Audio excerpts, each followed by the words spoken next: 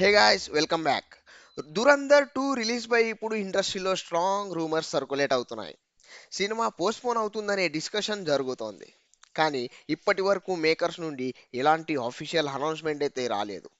దాని గురించి డిస్కస్ చేద్దాం. ట్రేడ్ సర్కిల్స్ ప్రకారం షూట్ ఇంకా కంప్లీట్ అవ్వలేదు అని, పోస్ట్ ప్రొడక్షన్కి కూడా ఇంకొంచెం టైం అవసరం ఉందని టాక్ వినిపిస్తోంది.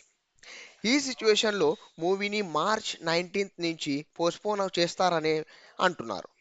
అయితే నెక్స్ట్ డేట్ ఏమై ఉంటుంది అనేది ఎవరికీ తెలియదు.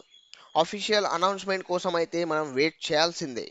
ఒకవేళ దురంధర్ 2 పోస్ట్పోన్ అవుతే బాక్స్ ఆఫీస్ క్యాల్కులేషన్స్ ఇమీడియట్గా మారిపోతాయి. ఎస్పెషలీ టాక్సిక్ టీమ్కి ఇది క్లియర్ అడ్వాంటేజ్గా మారుతుంది.